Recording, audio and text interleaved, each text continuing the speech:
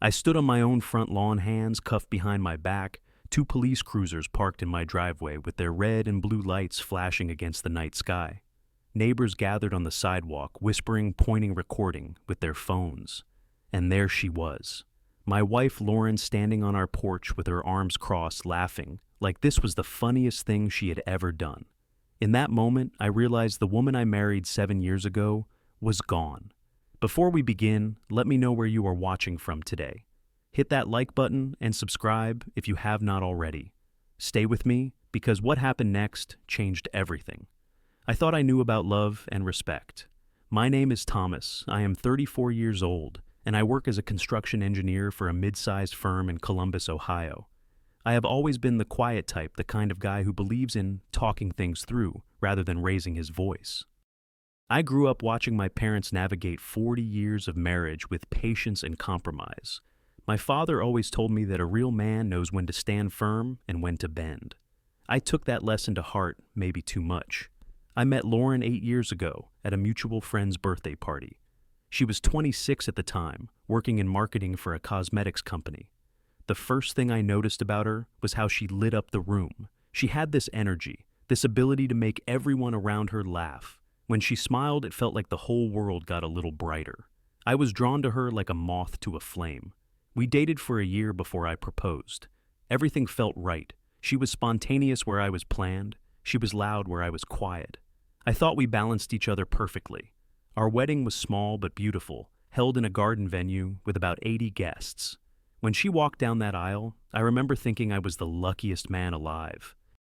The first 3 years of our marriage were close to perfect. We bought a small house in the suburbs with a nice yard and friendly neighbors. I worked hard at my job, and Lauren continued climbing the ladder at her company. On weekends, we would cook together, go hiking at nearby trails, or just stay in and watch movies. Life was simple, comfortable, and full of love. Somewhere around our 4th year together, things started to shift. It began with small pranks. Lauren would hide my car keys when I was running late for work. She would switch the salt and sugar containers. One time she filled my shampoo bottle with mayonnaise. I laughed along because I thought it was just her playful nature, her way of keeping things fun between us. But then the pranks started having audiences. One evening I came home after a particularly exhausting day at work. A project had gone wrong, and I spent 10 hours trying to fix it. All I wanted was a quiet dinner and some rest. When I walked through the front door, I found Lauren sitting in the living room with 4 of her friends. I did not know they were coming over. She had not mentioned anything. The moment I stepped inside, Lauren screamed at the top of her lungs. She pointed at me and yelled that there was an intruder in the house. I was so startled that I stumbled backward and fell against the wall. For a split second, genuine fear shot through me. Then the room erupted in laughter. Lauren was bent over, tears streaming down her face from laughing so hard. Her friends were cackling, and one of them was recording the whole thing on her phone. I tried to laugh along, I really did. But something inside me felt off. I felt embarrassed, humiliated in front of people I barely knew. That night after her friends left, I sat Lauren down and told her how I felt. I explained that I did not appreciate being the punchline of a joke, especially in front of others. I asked her to keep the pranks between us if she had to do them at all. Her response caught me off guard. She rolled her eyes and said I was being too sensitive. She said it was just a joke and that everyone laughed, so what was the big deal? She told me I needed to lighten up and learn to take a joke. I did not argue. I told myself she was probably right. Maybe I was overreacting. Maybe I just needed to relax and not take everything so seriously. So I let it go. I buried that feeling of unease deep down and convinced myself it was nothing.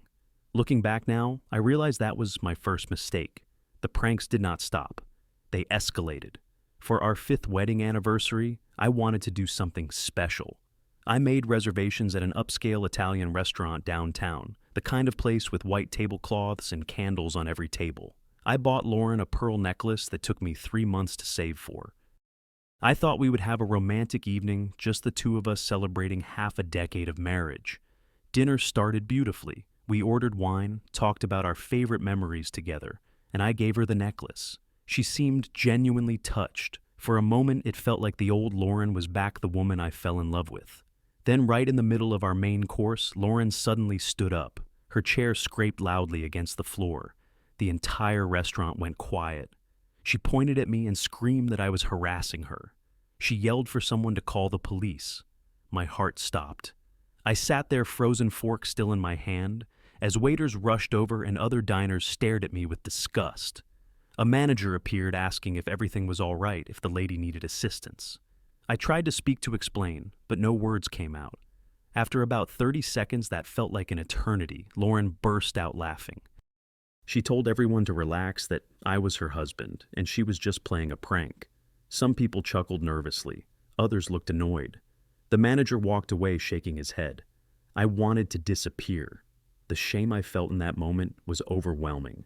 People around us were still glancing over, probably wondering what kind of man I was to deserve such a public accusation even as a joke. On the drive home, I told Lauren that she had crossed the line. I was not angry. I was too exhausted to be angry. I just told her plainly that this had to stop. Her pranks were becoming harmful.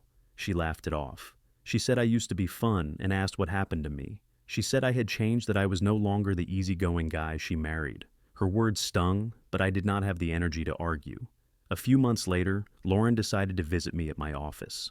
I did not know she was coming. She showed up at reception around noon, carrying a large gift box wrapped in bright paper. She told the receptionist it was a surprise birthday present for her husband, even though my birthday was not for another 4 months. The receptionist called me down.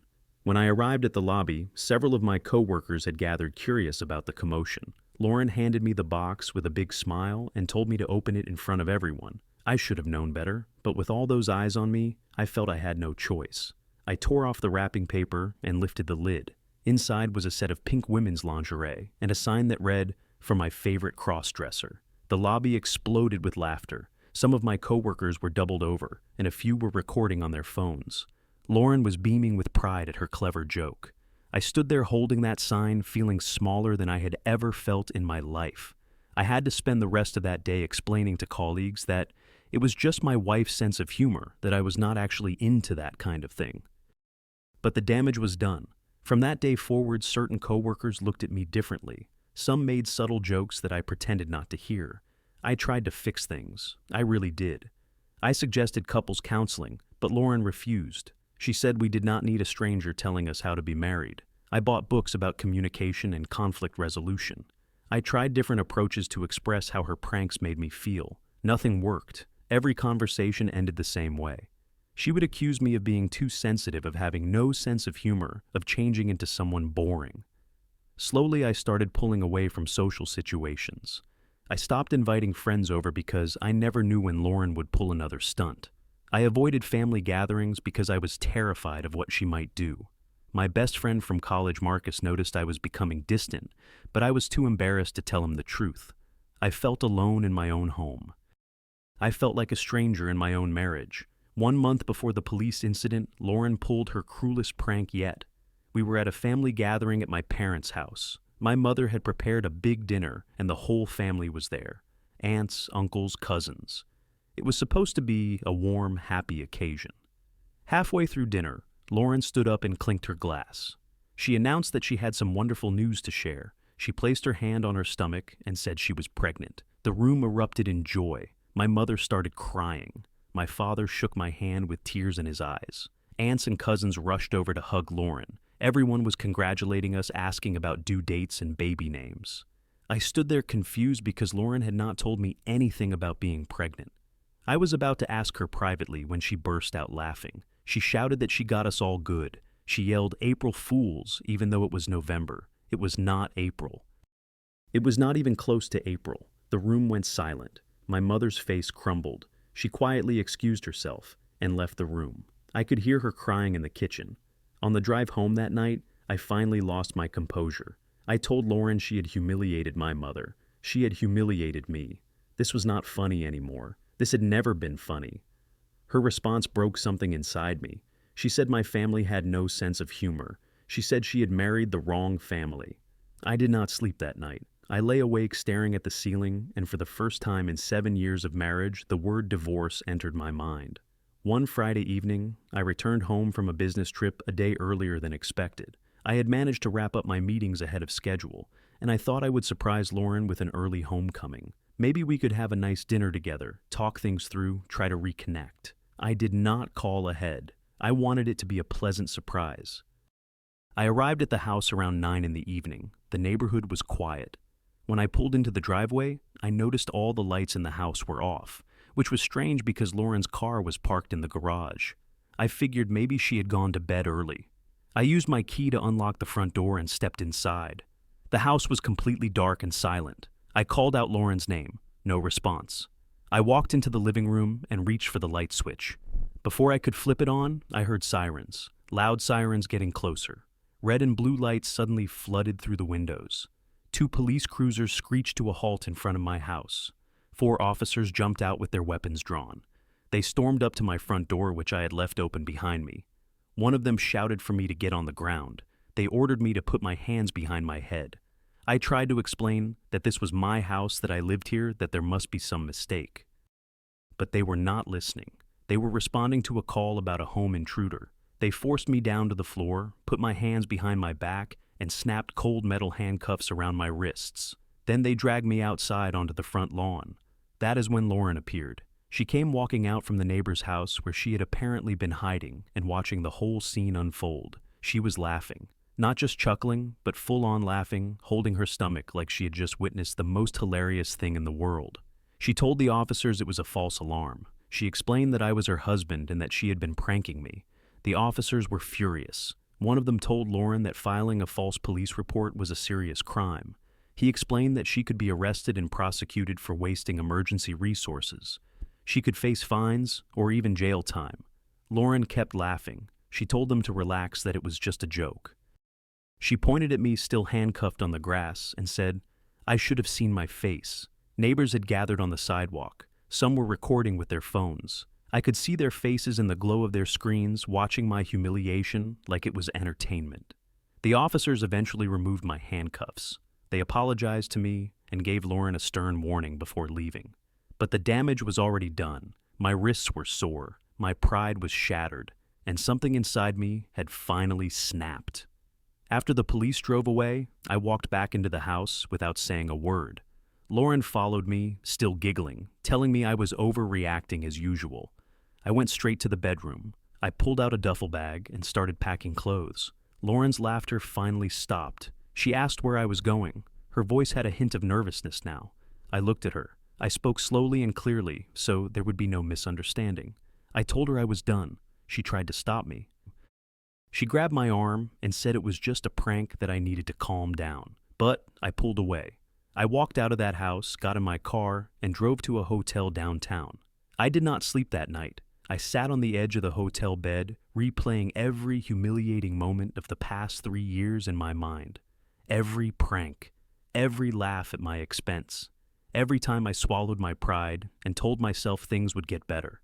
At 6 in the morning, I called Marcus. I told him everything. 7 years of friendship, and I had never been fully honest with him about what was happening in my marriage. He listened without interrupting. When I finished, he told me he was sorry I had been going through this alone. Then he gave me the numbers of 2 lawyers. One specialized in divorce, the other specialized in criminal law. By 8 in the morning, I was at the police station. I filed a formal complaint against Lauren for filing a false police report and wasting emergency resources.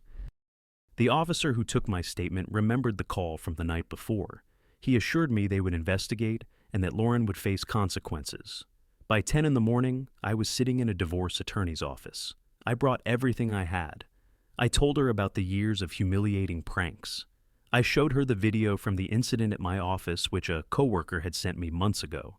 I described the fake pregnancy announcement at my parents' house. I recounted the restaurant incident, the home intruder prank, all of it. The attorney listened carefully and took notes. When I finished, she looked me in the eye and told me this was a clear pattern of emotional abuse. She said I had grounds for divorce and that I should protect myself financially and legally. I signed the papers that morning. I requested a fair division of assets. I was not trying to punish Lauren. I just wanted out. By 2 in the afternoon, a process server knocked on Lauren's door. She answered in her pajamas, her hair a mess. She probably thought I would come crawling back with an apology. Instead, she received divorce papers. My phone started buzzing with calls from her number. I did not answer. She sent text after text, calling me crazy, saying I was overreacting, insisting it was just a prank. I blocked her number and felt a weight lift off my shoulders. 1 week later, Lauren received a summons from the police department. She was formally charged with filing a false police report. The fine was $2,500. More importantly, she now had a criminal record. Her employer found out about the incident through social media posts from our neighbors. The company put her on probation and required her to attend mandatory counseling sessions with a psychologist. For the first time in years, I felt like I could breathe again. The first few weeks after I left were harder than I expected. I rented a small apartment near my office. It was nothing fancy, just a one-bedroom with basic furniture, but it was mine. It was quiet. It was peaceful. Some mornings I would wake up and forget for a moment that I was no longer in the house I had shared with Lauren. I would reach over to the other side of the bed and find it empty.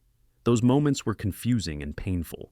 But then I would remember the feeling of handcuffs around my wrists, the sound of her laughter, as I knelt on my own lawn, and the pain would transform into something else. Clarity. I reconnected with Marcus. We started meeting every week for dinner or drinks. He never pressured me to talk about Lauren, but he was there when I needed to. Having a friend who simply showed up made all the difference. I also reached out to other friends I had neglected during my marriage. I had isolated myself for so long, afraid of what Lauren might do in front of others. Now, I was free to rebuild those connections. It felt like waking up from a long, strange dream. I started taking care of myself in ways I had forgotten. I joined a gym and committed to working out 3 times a week. I learned to cook meals I actually enjoyed, instead of always deferring to what Lauren wanted. On weekends, I went hiking alone, finding trails I had never explored before. In the silence of nature, I found a peace I had been missing for years. I also started seeing a therapist. It was not easy at first. I had always believed that handling problems on my own was a sign of strength. But I realized I needed help understanding why I had tolerated so much for so long. Through those sessions, I learned that my patience had crossed into people-pleasing. I had been so afraid of conflict that I allowed someone to repeatedly disrespect me. I learned to set boundaries. I learned that self-respect is not selfishness. 6 months after I filed for divorce, Lauren and I met at the courthouse to finalize everything. She looked different, thinner, tired. The confident smirk she used to wear was gone. She approached me in the hallway and asked if we could talk. She told me she had been in therapy. She said she finally understood what she had done wrong. She apologized. I listened without interrupting. When she finished, I looked at her for a long moment. I did not feel anger anymore. I did not feel love either. I just felt a quiet emptiness where our marriage used to be. I told her I hoped she found peace, but I also told her that we were not meant to be together. Some damage cannot be undone. We signed the final papers. We shook hands. Then we walked out of the courthouse in opposite directions. 1 year after the divorce, my life looked completely different. I had been promoted at work. Without the constant stress and anxiety of my marriage, I could finally focus on my career. My relationship with my parents improved. My mother told me she was proud of how I handled everything. Those words meant more to me than I could express. I started dating again slowly and carefully. I was in no rush. I had learned the hard way that choosing a partner is one of the most important decisions a person can make. This time, I would pay attention to red flags. This time, I would trust my instincts. I sit on the balcony of my apartment, sometimes watching the sun set behind the city skyline, thinking about everything that happened. I used to believe that being a good husband meant enduring anything. I thought patience meant tolerating disrespect. I was wrong. Love should never feel like a performance where you are always the punchline. Kindness should never be mistaken for weakness. And walking away from something harmful is not failure. Sometimes walking away is the bravest thing you can do. I do not hate Lauren. Hate takes too much energy, and I have better things to do with my life now. But I will never forget the lesson she taught me. I learned the value of self-respect. I learned that my dignity is not negotiable. I learned that no relationship is worth losing yourself. Some people will test your limits not because they love you, but because they want to see how much you will tolerate. The moment you stop tolerating, you start living. So, let me ask you this. Have you ever stayed too long in a situation that was hurting you? Have you ever confused patience with allowing someone to disrespect you? Drop a comment below and share your story. I read every single one. If this story touched you, please hit the like button. It helps more than you know. Subscribe to the channel so you do not miss the next story. And if you know someone who needs to hear this message, share this video with them. Sometimes a story can give someone the courage they need to make a change. Thank you for watching until the end. I appreciate every one of you. Take care of yourselves, protect your peace, and remember that you deserve to be treated with respect. Until next time.